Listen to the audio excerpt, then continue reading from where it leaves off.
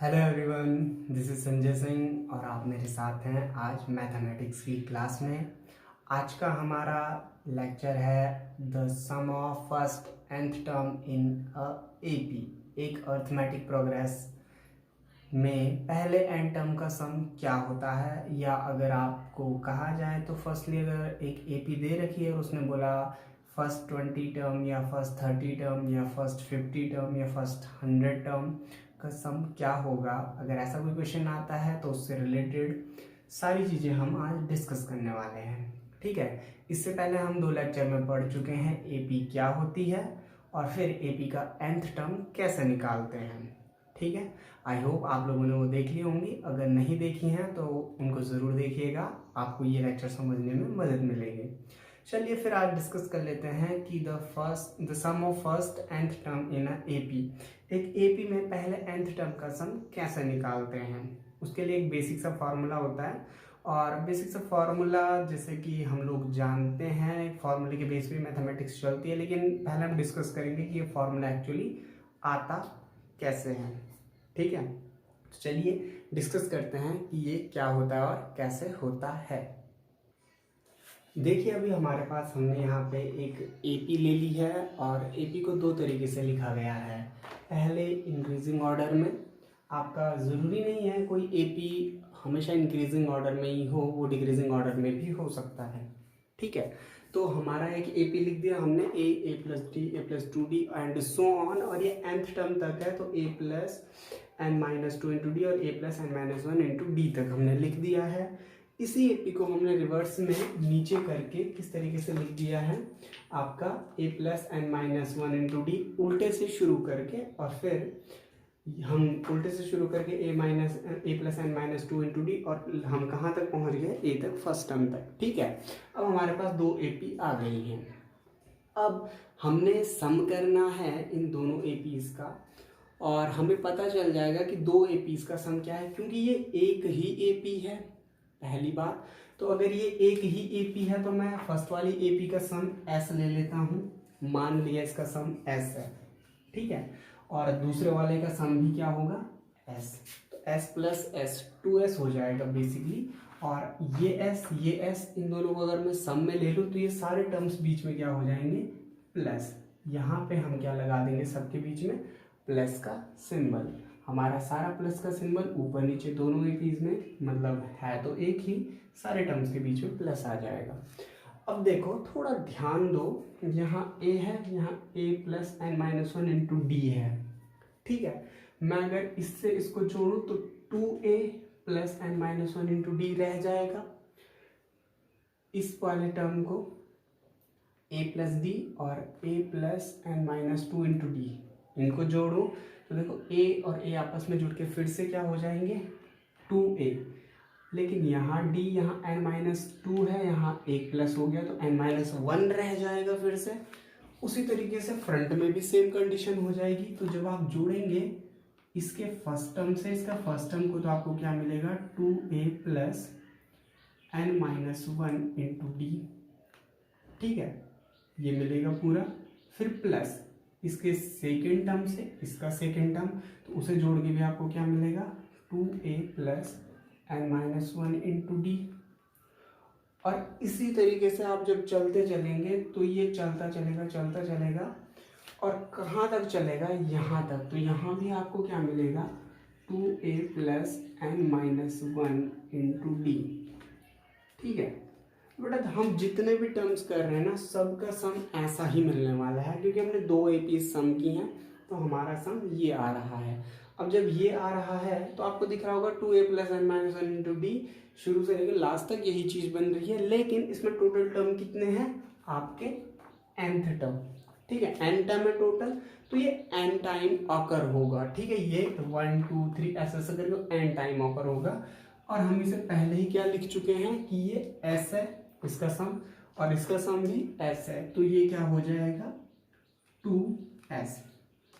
2s मतलब 2 आपकी APs का सम ये आ गया। अब देखो 2s को 2s रहने दो, ये n टाइम आ रहा है तो n कॉमन ले लो बाहर, n टाइम सम करते हैं ना जैसे सिंपल सा सम, और क्या रह जाएगा, 2a plus n minus 1 into D अंदर रह जाएगा। ये आपका आ गया। और अब क्या करते हैं, s को एक साइड रहने देते हैं और ये क्या आ जाएगा n/2 2a plus n minus 1 into d. अब देखिए ये आपका फॉर्मूला इस तरीके से बन जाता है। ठीक है, ये सिंपल सा तरीका है। एक फॉर्मूला आपका कैसे बन के आया, इसे SN लिखता है आपकी बुक में, S को SN लिखता है। S मतलब सम, N मतलब nth टर्म, n टर्म का। ठीक है, तो टोटल n टर्म का सम इस तरीके से हम लोग कैलकुलेट कर लेते हैं। समझ में आ गया? आई होप आपको समझ में आ गया होगा। तो इस चीज़ को पूरा आप नोट कर लीजिए, यहाँ पे वीडियो पॉज कर लीजिएगा और इसे नोट कर लीजिएगा, क्योंकि अब हम आने वाले हैं कुछ सवालों पे जिसमें हम ये फॉर्मूला यूज़ करेंगे। और अभी तक इससे पहले जो हम nth टर्म का केस पढ़ चुके हैं कि nth टर्म कैसे निकालते हैं, उसकी हेल्प से और ये जो अभी हमने फॉर्मूला पढ़ा इसकी हेल्प से हम पूरा देखने वाले हैं। ठीक है, तो वीडियो पॉज कीजिएगा, इसे नोट कर लीजिएगा। अब देखिए हमारे पास एक क्वेश्चन दिया गया है, उसने कहा था find the sum of this AP to the 10th term, मतलब पहले 10 टर्म का हमने सम निकालना है। ठीक है, कंपेयर कर लेते हैं हम सिंपली। ये आपका a हो जाएगा, ठीक है, ये आपका n हो जाएगा। nth term means 10 term, n की वैल्यू दे देंगे, a की वैल्यू दे देंगे, क्या रह गया d रह गया। d आप क्या निकालते हैं, second term minus first term. ठीक है, second term minus first term करते हैं तो हम कर लेते हैं d इज इक्वल टू आपका सेकेंड टर्म यहाँ पे 7 है माइनस फर्स्ट टर्म 2 है, तो आपको पता चल जाएगा आपका कितना आ रहा है 5 आ रहा है। तो 5 हर इसके बीच का आपको d मिल गया। अब आपने SN निकालना है, सिंपली हम SN को कैलकुलेट कर लेते हैं। SN मीन्स, अब S याद रखना बेटा, S 10 लिखता है वो, जैसे ना 10 टर्म का निकाल रहे हैं उसने बोला 10 टर्म, तो इसके बेस पे SN मैंने अभी बोला था थोड़ी देर पहले, उसी तरीके से फर्दर क्या करने लगता है, जब वो S10 लिखेगा तो समझ लेना पहले 10 टर्म का सम कह रहा है।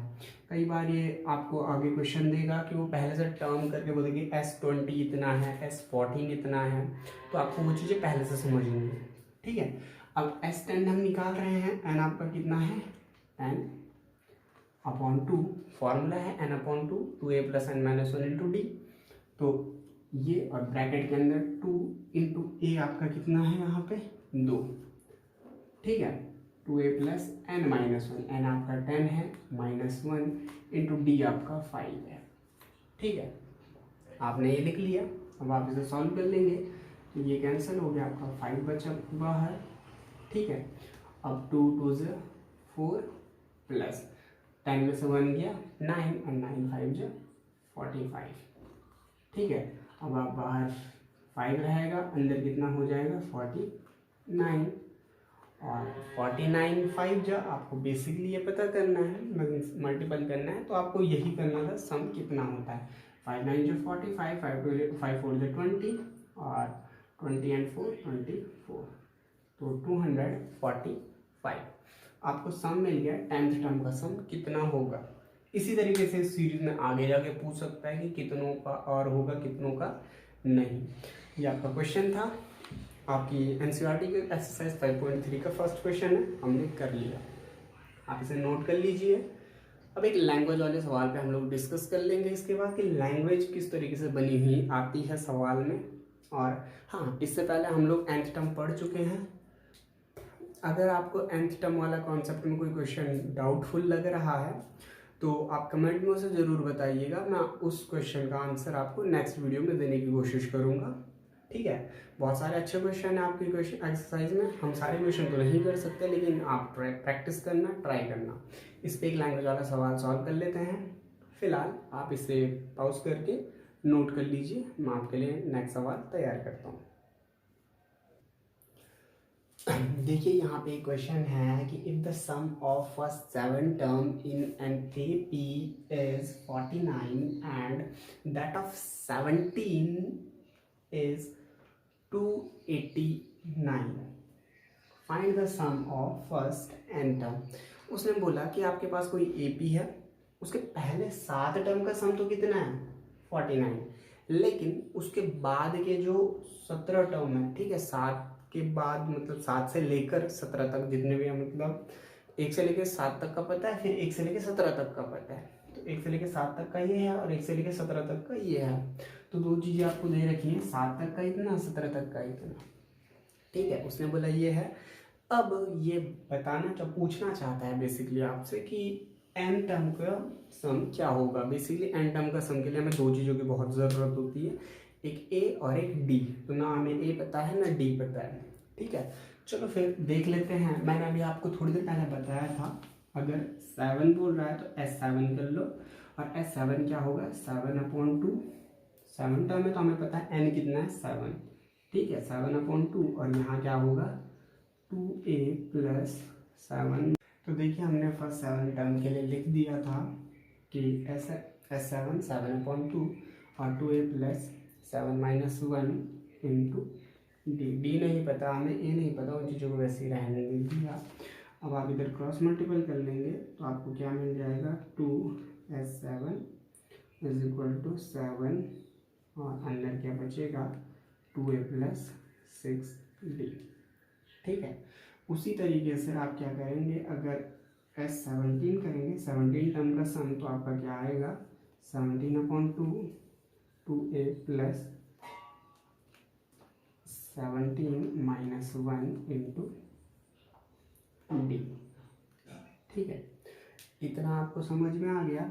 अब आप इसे भी लिखेंगे क्रॉस मल्टीपल करके, तो 2S17 और = आपका कितना हो जाएगा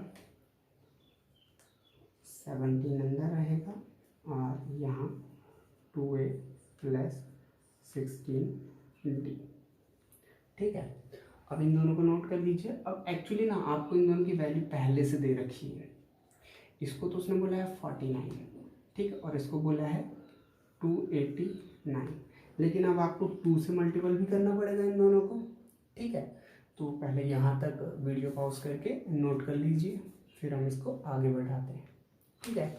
इसे नोट कर लीजिएगा, फिर हम इसे आगे लिखते हैं।